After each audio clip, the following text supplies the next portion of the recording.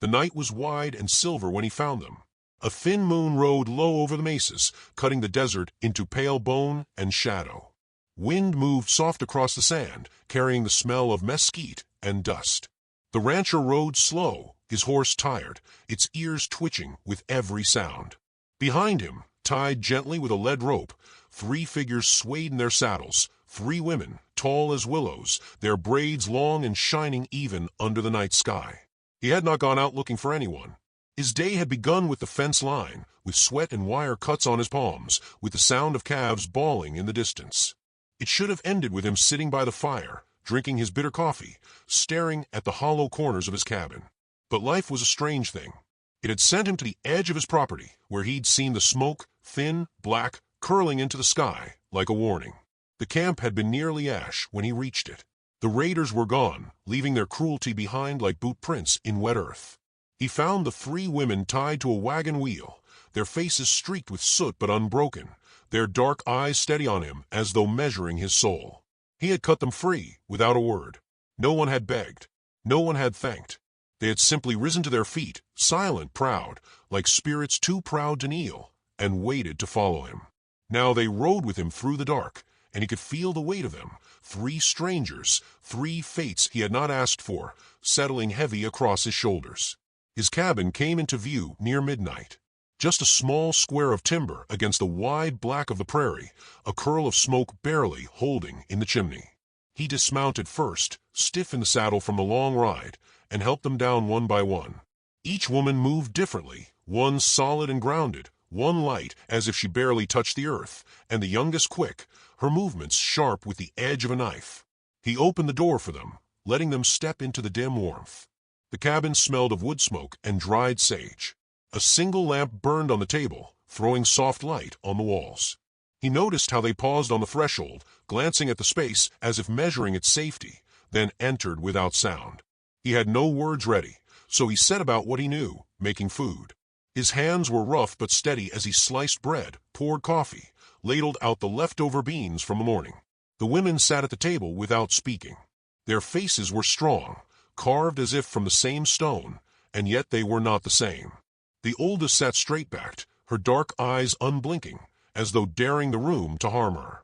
The middle one's gaze was softer, following his hands as he moved about, catching small details, the way he rinsed the ladle before using it, the way he brushed crumbs from the table with care. The youngest tapped her fingers on the wood, restless, her mouth twitching, as though she had something to say, but held it back. They ate quietly, spoonfuls and swallows filling the silence. Outside, the wind had gone still, and the night pressed against the windows like a curious animal. When the meal was done, he set out blankets by the hearth. He wanted them warm, wanted them to sleep without fear, though he did not know if such a thing was possible tonight. He stepped outside then, giving them the cabin for themselves. The stars were so clear it felt he could fall into them if he stared too long. He sat on the steps, elbows on his knees, letting the cool air wash the day off him. It struck him that this was the first time in months, maybe years, that he was not entirely alone on this land. The cabin behind him glowed like a lantern, and in it were 3 lives he had no right to but had taken responsibility for anyway. Sleep would not come easy. He thought of the men who had done this, of the smoke, of the fire. He thought of the people who would talk when they heard what he had done, how the town would look at him sideways, whisper that he had brought trouble on himself. He did not care much for the town. He cared for the quiet. He cared for the land. He cared, perhaps, too much for the idea that no one should be left tied to a wagon to burn. When he finally stepped back inside, the 3 women were still awake. The oldest sat sharpening a knife she must have taken from a saddle. The youngest had fallen asleep sitting upright, chin tucked to her chest. The middle one was watching the fire, her face calm, her hands folded. He spread his own bedroll by the door and lay down without a word. He felt their breathing settle after a while, slow and deep, until the cabin was filled only with the sound of the fire and the low sighs of sleepers. When dawn came, it came sudden and gold, spilling across the prairie like honey. He was already outside, splitting kindling, when he saw the dust rising on the far edge of the horizon. Riders. He stood very still, the axe hanging loose in his hand, heart beginning to beat a little harder. The cabin door opened behind him, the women stepping out one by one. They saw the dust too. The youngest stiffened, her hand flying to her braid. The oldest's jaw clenched like stone. The middle sister did not move, only looked toward the horizon, her face unreadable. He set the axe down carefully, almost reverently, and went to stand in the yard.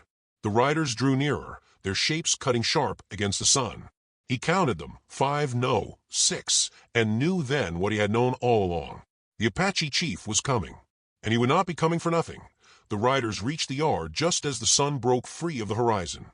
Dust swirled around the horses' legs, hanging in the air like smoke. The rancher stood unmoving, hat low, rifle hanging easy but ready at his side. The man who dismounted first was taller than he expected, lean but straight as a pine. His hair was braided with strips of leather, and across his chest hung a necklace of bone and copper. His face carried the lines of a man who had lived long and fought hard, but his eyes were steady, calm as water. The women stepped forward together, no words, no cries. Their faces shifted like the wind through grass, relief, dread, something older than both. The rancher's throat fell dry, but he spoke first, his voice low. "I kept them safe." The chief's eyes lingered on him a long moment, and then he nodded once. There was no anger, no accusation, only a solemn weight. A younger man among the riders translated, his words falling like measured stones. "You did not just keep them safe. You saved them, and now you will decide what is to be done." The rancher felt the ground steady beneath his boots. He had been ready for a fight, maybe even ready to die here if it came to that. But this was worse in a way. This was no fight, this was a choice. The chief's gaze moved over the 3 women, and then returned to him. "You must choose one," said the translator. "One must stay with you.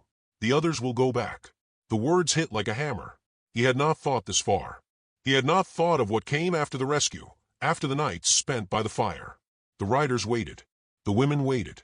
Even the land seemed to hold its breath. He told them he needed the day.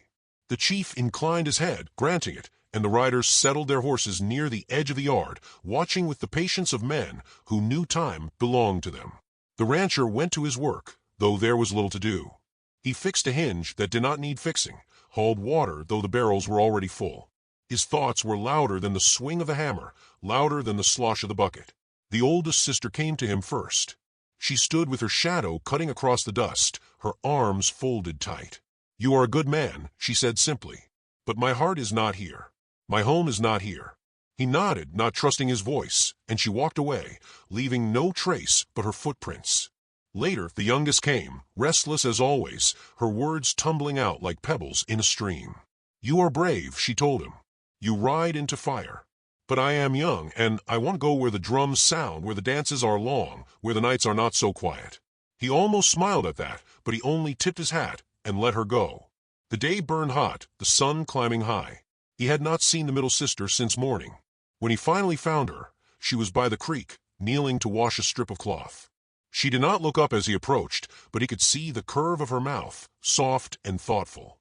"I am not a man who should choose a wife this way," he said, though his words felt strange in the still air. She wrung out the cloth, slow, careful, and laid it over a branch to dry. "You do not choose," she said at last. "You only say what is already true."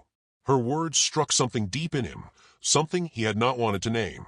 He saw her as she had been last night, sitting by the fire, calm while the others fretted, her hands still, her eyes quiet and sure. When evening came, the riders gathered once more. The chief stood at the edge of the yard, the sky behind him bruised purple and gold. The rancher's heart beat slow but hard. He stepped forward, boots sinking a little into the dust, and stopped before the 3 women. He passed by the eldest, who bowed her head once, her face unreadable.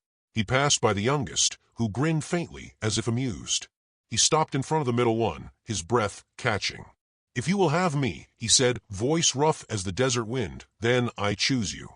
She looked at him for a long time, long enough that the riders shifted in their saddles, and then she nodded once, a tear sliding down her cheek. The chief watched, then gave a single grave nod. It was enough. The decision was made. The oldest and youngest embraced their sister, brief but fierce, then mounted the waiting horses. The riders turned toward the fading light, and soon only their silhouettes were left against the horizon. The rancher stood very still. The woman beside him did not speak, but he felt her nearness like steadying hand. When the night came, it came quiet. The stars spilled over the sky, and the cabin glowed warm. Inside, they sat together by the fire. No vows were spoken, no promises made, only the slow understanding that this was the beginning of something neither of them could have planned. The rancher stared into the flames, feeling the weight in his chest ease for the first time in years. The cabin no longer felt like an empty box on a lonely plain. Sometimes he thought, a man does not build a family with his hands. Sometimes the world delivers it to him on a night when the stars are sharp and the wind is quiet. And sometimes a man learns that love does not come as thunder, but as a quiet choice that changes everything. If you enjoyed this tale of courage and quiet love, subscribe for more Wild West stories that feel like sitting by the fire with an old friend.